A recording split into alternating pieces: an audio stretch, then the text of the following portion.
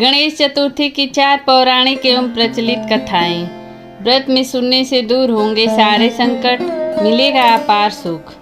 नमस्कार दोस्तों, आज के वीडियो में मैं गणेश चतुर्थी की 4 कहानी सुनाने वाली हूँ। प्लीज वीडियो में आगे बढ़ने से पहले वीडियो को लाइक और चैनल को सब्सक्राइब कर लीजिए। श्री गणेशाय नमः।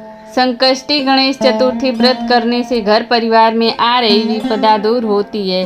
कई दिनों से रुके मांगलिक कार्य संपन्न होते हैं तथा भगवान श्री गणेश असीम सुखों की प्राप्ति कराते हैं। माँ की किसी भी चतुर्थी के दिन भगवान श्री गणेश की पूजा के दौरान संकष्टी गणेश चतुर्थी व्रत की कथा पढ़ना अथवा सुनना जरूरी होता है। इससे संबंधित 4 कथाएं प्रचलित हैं। पहली कथा, पौराणिक एवं प्रचलित श्री गणेश कथा के अनुसार एक बार देवता कई विपदाओं से घिरे थे।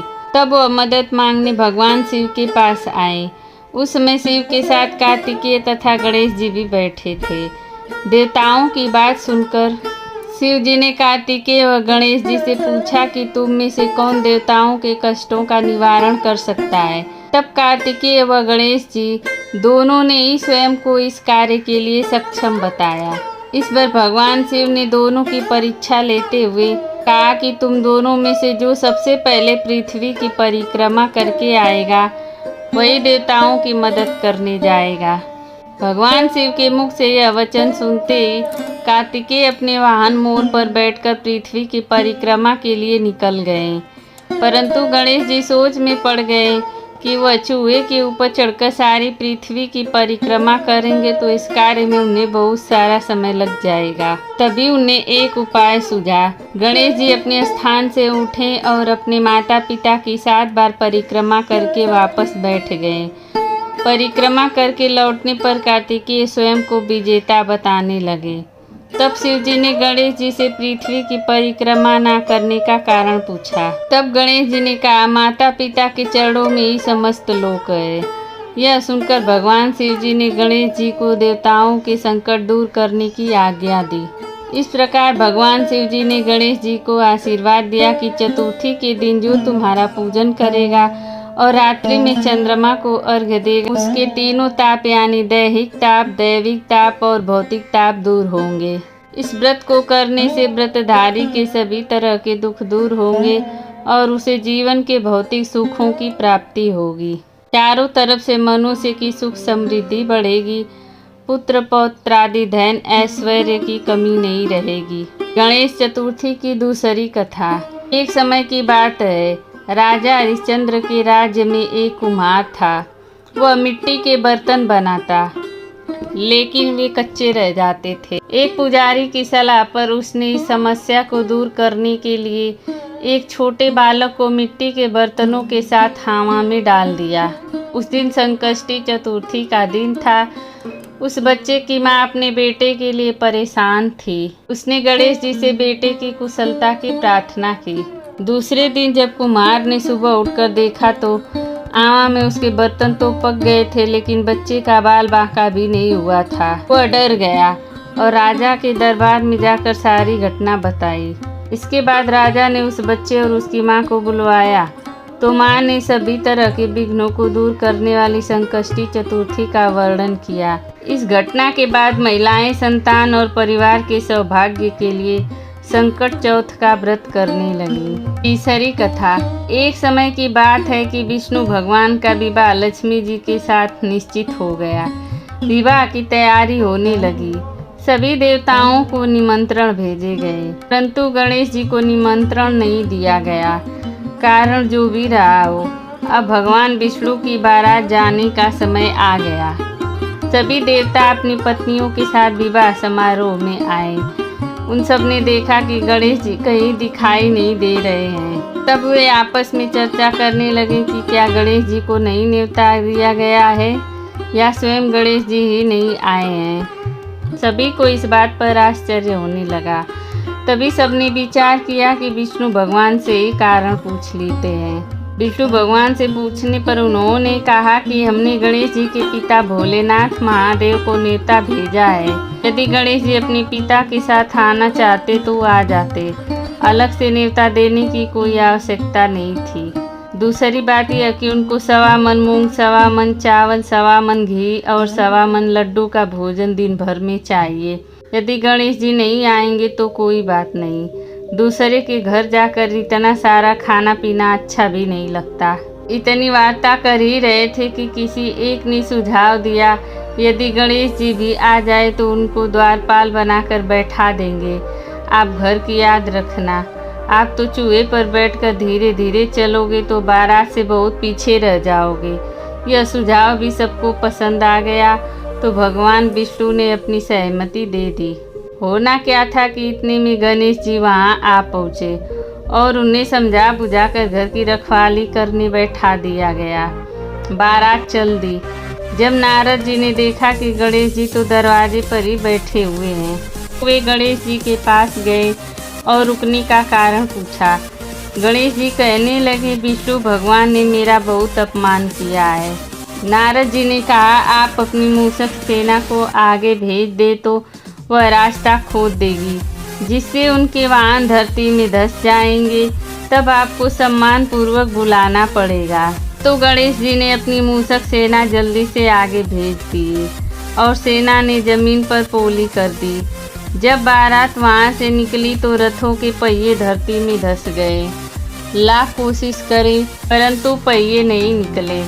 सभी ने अपने अपने उपाय किए परंतु पहिए तो निकले ही नहीं, बल्कि जगह जगह से टूट गए। किसी की समझ में नहीं आ रहा था कि अब क्या किया जाए। तो नारद जी ने कहा, आप लोगों ने गणेश जी का अपमान करके अच्छा नहीं किया। यदि उन्हें मना कर लाया जाए तो आपका कार्य सिद्ध हो सकता है और यह संकट टल सकता है। शंकर भगवान ने अपने दूत नंदी को भेजा और वे गणेश जी को लेकर आए। गणेश जी का आदर सम्मान के साथ पूजन किया। तब कई रथ के पहिए निकले। अब रथ के पहिए निकल तो गए परंतु वे टूट फूट गए, तो उन्हें सुधारे कौन। पास के खेत में खाती काम कर रहा था, उसे बुलाया गया। खाती अपना कार्य करने से पहले श्री गणेशाय नमः कहकर गणेश जी की वंदना मन ही मन करने लगा। देखते ही देखते खाती ने सभी पहियों को ठीक कर दिया। तब खाती कहने लगा कि हे देवताओं, आपने सर्वप्रथम गणेश जी को नहीं मनाया होगा और नहीं उनकी पूजन की होगी, इसीलिए तो आपके साथ यह संकट आया है। हम तो मूर्ख अज्ञानी हैं, फिर भी पहले गणेश जी को पूजते हैं, उनका ध्यान करते हैं। आप लोग तो देवता गण हैं, फिर भी आप गणेश जी को कैसे भूल गए। अब आप लोग भगवान श्री गणेश जी की जय बोलकर जाएं तो आपके सब काम बन जाएंगे और कोई संकट भी नहीं आएगा। ऐसा कहते हुए बारात वहाँ से चल दी और विष्णु भगवान और लक्ष्मी जी के साथ विवाह संपन्न करा के सभी सकुशल घर लौट आए। चौथी कथा। श्री गणेश चतुर्थी व्रत की पौराणिक कथा के अनुसार एक बार भगवान शिव तथा माता पार्वती नर्मदा नदी के किनारे बैठे थे। वहाँ माता पार्वती ने भगवान शिव से समय व्यतीत करने के लिए चौसड़ खेलने को कहा। वे चौसड़ खेलने के लिए तैयार हो गए, परंतु इस खेल में हार जीत का फैसला कौन करेगा, यह प्रश्न उनके समक्ष उठा। तो भगवान शिव ने कुछ तिनके एकत्रित कर उसका एक पुतला बनाकर उसकी प्राण प्रतिष्ठा कर दी और पुतले से कहा, बेटा हम चौसड़ खेलना चाहते हैं परंतु हमारी हार जीत का फैसला करने वाला कोई नहीं है, इसीलिए तुम बताना कि हम दोनों में से कौन हारा और कौन जीता। उसके बाद भगवान शिव और माता पार्वती का चौसड़ खेल शुरू हो गया।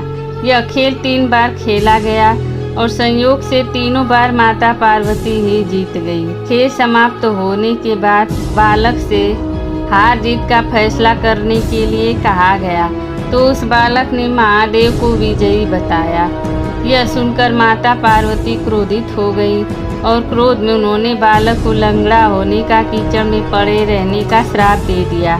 बालक ने माता पार्वती से माफ़ी मांगी और कहा कि यह मुझसे अज्ञातवश ऐसा हुआ है, मैंने किसी द्वेष भाव में ऐसा नहीं किया है। बालक द्वारा क्षमा मांगने पर माता ने कहा, यहाँ गणेश पूजन के लिए नाग कन्याएं आएंगी, उनके कहे अनुसार तुम गणेश व्रत करो, ऐसा करने से तुम मुझे प्राप्त करोगे। यह कहकर माता पार्वती शिव के साथ कैलाश पर्वत पर चली गई। 1 वर्ष के बाद उस स्थान पर नाग कन्याएं आईं।